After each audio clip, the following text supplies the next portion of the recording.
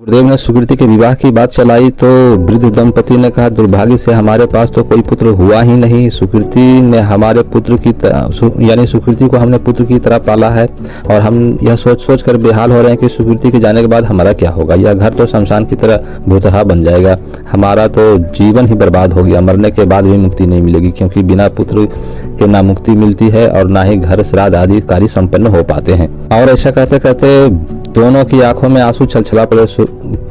सुकृति ने भी कहा कि मैं विवाह नहीं करना चाहती, माता पिता की वृद्धावस्था में पुत्र की तरह सेवा करना चाहती हूँ। इस समय गुरुदेव के मुंह से निकल गया कि यदि तुझे ही पुत्र बना दिया तो सबने। जय गुरुदेव, मैं सुजीत धार्मिक ज्ञान A to Z में आपका स्वागत करता हूँ। आज हम बात करेंगे व्याक्षित तंत्र, जो स्वामी निखिलेश्वरानंद जी ने एक बार प्रैक्टिकल करके दिखाए थे। और इसमें होता क्या है कि किसी भी लड़का को या लड़की को आजीवन यानी पूरे जीवन के लिए, अगर लड़का है तो उसे लड़की में बदला जा सकता है और लड़की है तो उन्हें लड़का बनाया जा सकता है। ये बिल्कुल उच्च कोटि की सिद्धि है और सर्वथा यह गोपनीय तथा महत्वपूर्ण तंत्र रहा।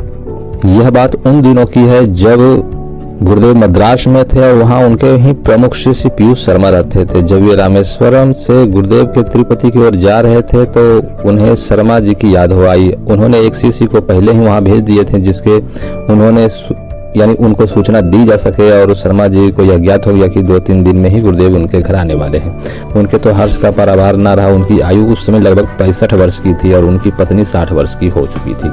उनके घर में मात्र एक कन्या थी जिसका नाम सुकृति था। उनके उम्र लगभग 22 वर्ष की हो गई थी और अविवाहिता थी। शर्मा जी साधारण गृहस्थ थे। धन की न्यूनता थी। सुयोग वर पाने की चिंता में उनके मन में बिल्कुल व्याकुलता थी और कई बार प्रयास किए भी थे, पर कोई सफलता नहीं मिल पा रही थी। उसी समय गुरुदेव आए और उन्होंने बेदोक्त तरीके से उनका स्वागत किया और अंदर ला करके बिठाया। फिर एक परात पर गंगा जल से उनके चरण धोए और चरणामृत सबको बांटा गया। रात्रि को बातचीत के प्रसंग में जब गुरुदेव ने सुकृति के विवाह की बात चलाई तो वृद्ध दंपति ने कहा, दुर्भाग्य से हमारे पास तो कोई पुत्र हुआ ही नहीं। सुकृति ने हमारे पुत्र की यानी सुकृति को हमने पुत्र की तरह पाला है और हम यह सोच सोच कर बेहाल हो रहे हैं कि सुकृति के जाने के बाद हमारा क्या होगा। यह घर तो शमशान की तरह भूतहा बन जाएगा।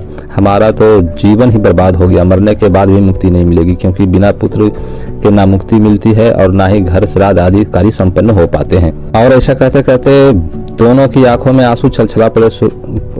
सुकृति ने भी कहा कि मैं विवाह नहीं करना चाहती, माता पिता की वृद्धावस्था में पुत्र की तरह सेवा करना चाहती हूँ। इस समय गुरुदेव के मुंह से निकल गया कि यदि तुझे ही पुत्र बना दिया तो सबने ही नहीं, अपितु वृद्ध दंपति भी। सुकृति ने आश्चर्य के साथ गुरुदेव की ओर देखा और बोला, आप समर्थ है, आप कुछ भी कर सकने में संभव है। यदि सुकृति मेरा पुत्र हो जाए तो अपना जीवन सार्थक समझूंगा।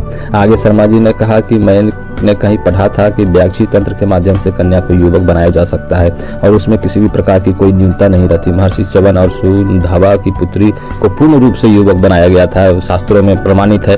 पर यह क्रिया जो है समय के अंतराल में लोप हो गई, ये केवल पुराणों में ही सिमट कर रह गई या इसके बारे में कुछ नहीं कर सकता। तब गुरुदेव ने कहा कि ना तो क्रियाएं लोप हुई है, ना ही पुराण गलत है। सही समय पर कार्य संपन्न होते हैं। आवश्यकता है प्रखर व्यक्तित्व की, मंत्रों का सही प्रयोग की। व्याक्षी तंत्र तो आज भी जीवित एवं सप्राण है। शर्मा जी ने सुतृष्ण नेत्रों से गुरुदेव की ओर देखा और उनकी बातों को काटने का तो अधिकार या हिम्मत शर्मा जी में थी ही नहीं, मगर कुछ सोचकर वे चुप रह गए। गुरुदेव ने उनके मन की बात टाल ली उन्होंने और बोले, आप अभी सुकृति पर व्याक्षी तंत्र का प्रयोग मैं करता हूँ और यदि सुकृति की इच्छा हो व्याक्षी तंत्र के माध्यम से सुकृति पुरुष बन सकती है। इस पर सुकृति ने जो है हर्ष स्वीकार किया। उसने सुकृति दे दी कि मैं पुरुष बनने के लिए तैयार हूँ। तब जाकर के गुरुदेव ने आवश्यक उपकरण और पूजा की सामग्री मंगाई तथा एक तरफ सुकृति को स्नान कराकर श्वेत वस्त्र पहनाकर बैठा गया तथा दूसरी तरफ शर्मा जी को भी उनको पत्नी के साथ बैठा दिया गया। सामने में सभी शिष्य बैठे हुए थे और एक तरफ दीर्घ चक्र पर गुरुदेव स्वयं विराजमान थे। गुरुदेव ने विशिष्ट क्रियाओं के माध्यम से व्याक्षी तंत्र का प्रयोग प्रारंभ किया। यह अत्यंत ही तंत्र पेचीदा एवं दुष्कर है। इसमें योग मंत्र क्रियाओं का अद्भुत समन्वय है। हर आधे घंटे के बाद एक विशिष्ट क्रिया संपन्न करने पर गुरुदेव अभिषेक की तरह सुकृति पर कुछ करते हैं और सभी ने देखा कि हर अभिषेक के बाद उसके शरीर में कुछ न कुछ अंतर आ रहा था। पहले उनका शरीर कुछ कठोर बना, धीरे धीरे हड्डियां सख्त हुई, चेहरे पर बनावट और में कुछ कठोरता आई, फिर मूछें और दाढ़ी के काले काले बाल दिखाई देने लगे। इसी प्रकार चौथे या पांचवें अभिषेक में सीना सपाट होने लगा और 12वें अभिषेक में यह क्रिया संपन्न हो गई। हाथ और पैर लोम युक्त हो गए,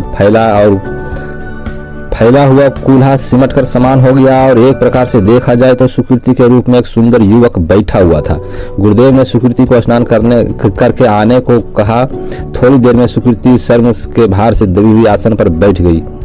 गुरुदेव ने तभी कहते हैं कि मैंने प्रयोग संपन्न कर लिया है, अब इसका नाम मैं सुकृति कुमार ही रख रहा हूँ। यह अब पूर्ण रूप से स्वस्थ युवक है, संतानोत्पत्ति में समर्थ है, किसी भी प्रकार की कोई न्यूनता इसमें नहीं है। यद्यपि कुछ दिनों तक स्त्री सुलभ लज्जा और संकोच इसकी आंखों में रह सकता है, परंतु 15-20 दिन में वाणी की कोमलता भी समाप्त हो जाएगी और उसमें पौरुषता आ जाएगी। इसी प्रकार से दृष्टि भी कठोर और सीधी हो जाएगी। लेकिन यह बात दूसरे दिन चारों तरफ फैल गई। डॉक्टरों का एक दल गुरुदेव से अनुमति लेकर के सुकृति का पूर्ण परीक्षण किया और सबने एक स्वर में स्वीकार किया कि यह पूर्ण रूप से समर्थ युवक है। शारीरिक दृष्टि से भी किसी प्रकार की कोई न्यूनता या कमी नहीं है। संजोग की बात, उसी दिन शाम को मधुसूदन जी ओझा ने अपनी कन्या का विवाह शर्मा जी के पुत्र सुकृति कुमार से करने का आग्रह किया। गुरुदेव ने इसकी स्वीकृति दे दी। ओझा जी ने विवाह का दिन बैठाए और 4 दिन के बाद ही उन दोनों का विवाह भी हो गया। उनकी कन्या बेहद सुंदर और योगी थी। लगभग 4 वर्ष पूर्व उसे पुनः मद्रास आने का अवसर मिला। शर्मा जी और उनकी पत्नी का देहांत हो चुका था। सुकृति कुमार पूर्ण सदगृहस्थ थे। वे 2 पुत्र और 1 पुत्री है और पूरा परिवार सुखी है। सुकृति ने देखा तो पहचान लिया। वास्तव में व्याक्षी तंत्र भारत की एक आश्चर्यजनक लुप्त विद्या है और इसे लुप्त नहीं बिल्कुल हम ये मानते हैं कि कुछ ही तांत्रिकों के पास है। अब आप समझ गए होंगे कि पुराणों में जितनी भी विद्याएं हैं, कोई भी बिल्कुल झूठ या बिल्कुल अफवाह फैलाने वाली नहीं है, बिल्कुल सही है, लेकिन आवश्यकता है उसे सही ढंग से प्रयोग करने की। हमारे सनातन धर्म में इतनी ज्ञान है, इतनी सिद्धियां हैं कि आसपास भी कोई दूसरा धर्म, दूसरा जो मजहब है, कहीं नहीं टिकेगा या टिकता है। इससे हम मान सकते हैं निसंकोच कि आज भी सनातन विश्व गुरु है, भारत विश्व गुरु है और समस्त विश्व को चेतना मार्ग निर्देशन देने में सामर्थ है। अगर आप लोगों को यह जानकारी अच्छी लगी हो तो चैनल सब्सक्राइब करें, वीडियो लाइक शेयर जरूर करें। अंत तक देखने के लिए धन्यवाद।